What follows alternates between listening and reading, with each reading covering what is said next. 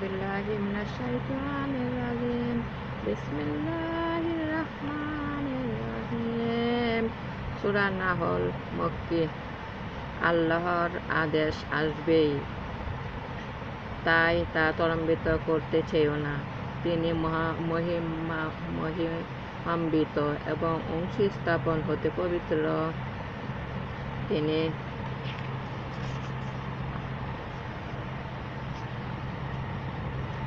তিনি তার ইচ্ছা অনুযায়ী তার দাসদের মধ্যে যার প্রতি ইচ্ছা ওহী সহ ফেরেশতা এই বলে প্রেরণ করেন, আমি ব্যতীত অন্য কোনো উপাস্য নেই, তাই আমাকে ভয় করো। তিনি যথাবিধি আকাশ ও পৃথিবী সৃষ্টি করেছেন, ওরা যাকে অংশী করে তিনি তার ঊর্ধ্বে। তিনি শুক্র হতে মানুষ সৃষ্টি করেছেন, অথচ দেখো সে প্রকাশ্য বিতণ্ডতা করে। তিনি পশু সৃষ্টি করেছেন তোমাদের মধ্যে, তোমাদের জন্য ওতে শীত বস্ত্র ও বহু উপকার রয়েছে, তা হতে তোমরা খাও, ওর সৌন্দর্য উপভোগ করো।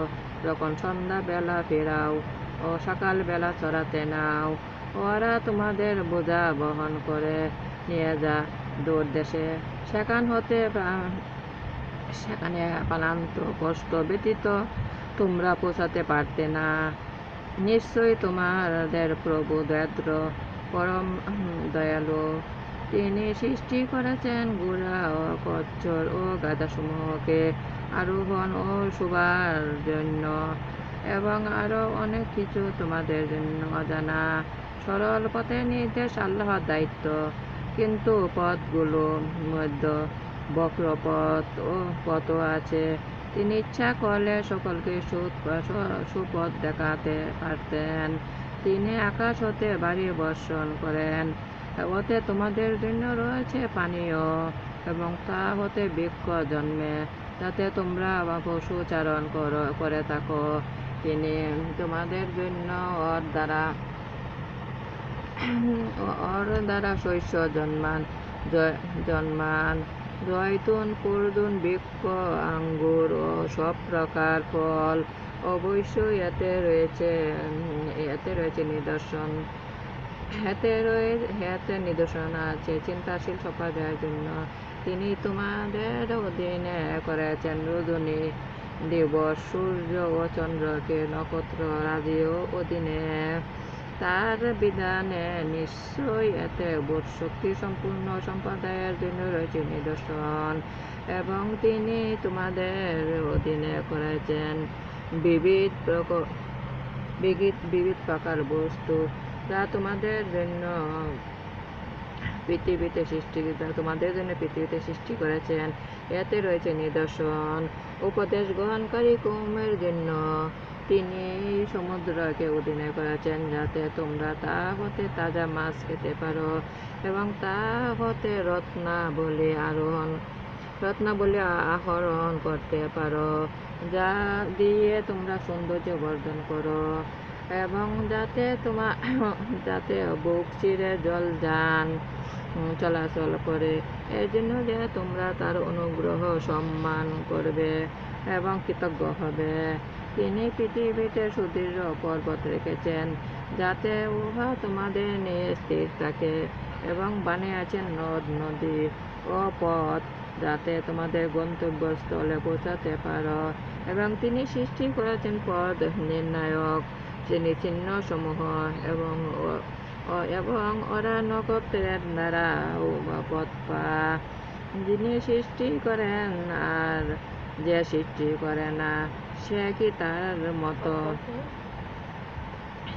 তার মতো? তবুও কি বুঝবে না? এবং তোমার আল্লাহর অনুগ্রহ গণনা করে শেষ করতে পারবে না। নিশ্চয়ই আল্লাহ ক্ষমাশীল, পরম দয়ালু। আল্লাহ জানেন তোমরা যা গোপন রাখো এবং যা প্রকাশ করো।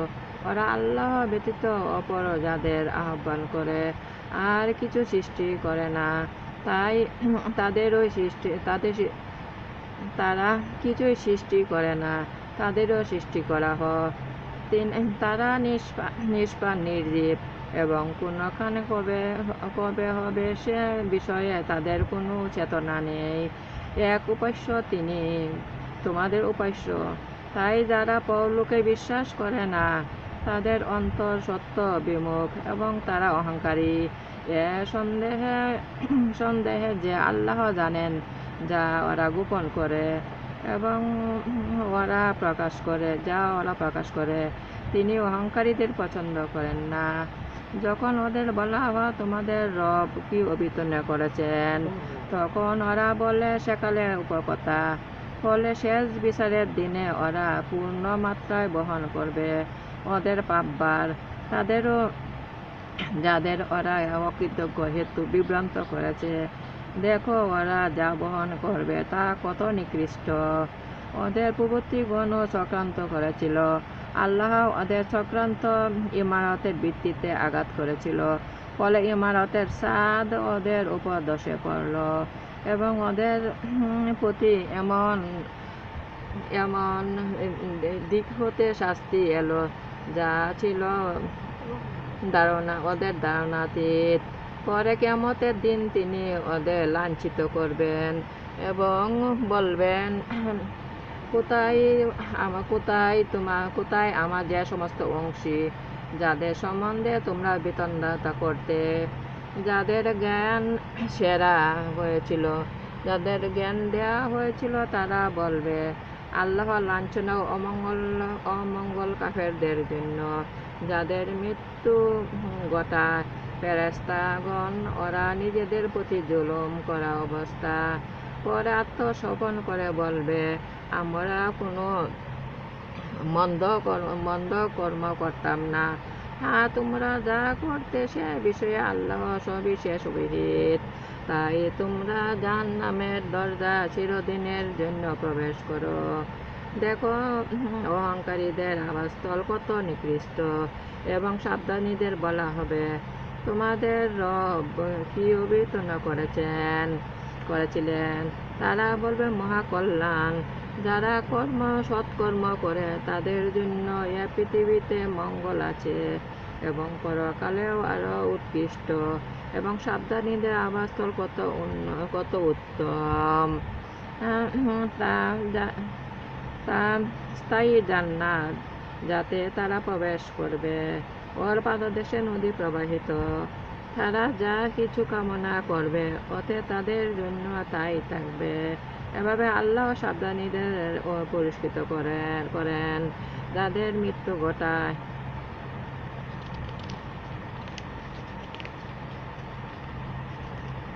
ফেরেশতাগণ ওরা পবিত্র থাকা অবস্থা।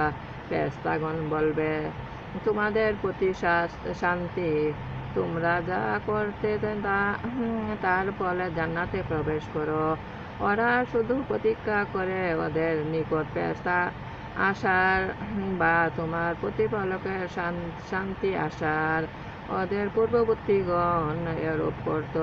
আল্লাহ ওদের কোনো জুলুম করেননি, কিন্তু ওরা নিজেরাই নিজেদের প্রতি জুলুম করত। তাই ওদের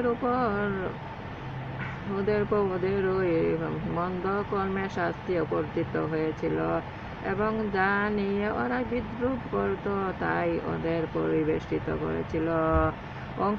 অংশীবাদীরা বলবে, আল্লাহ ইচ্ছা করলে আমাদের পিতা পুরুষেরা ও আমরা তিনি ব্যতীত অপর কোনো কিছু উপাসনা করতাম না, তার অনুগ্রহ ব্যতীত আমরা কোনো নিষিদ্ধ করতাম না।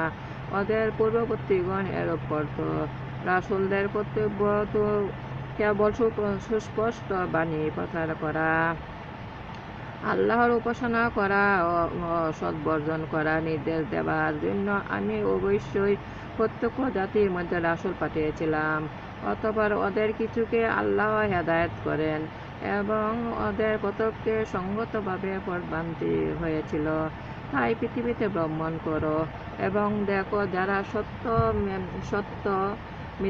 সত্যকে মিথ্যা বলেছে তাদের পরিণাম একই হয়েছে। তুমি ওদের পথ প্রদর্শন করতে আগ্রহী হলেও আল্লাহ যাকে বিভ্রান্তি করেছেন তাকে হেদায়েত করবেন না এবং ওদের কোনো সাহায্যকারী নেই। ওরা দৃঢ়তার সাথে আল্লাহ শপথ করে বলে যে আল্লাহ মৃত্যুকে পুনর্জীবিত করবেন না।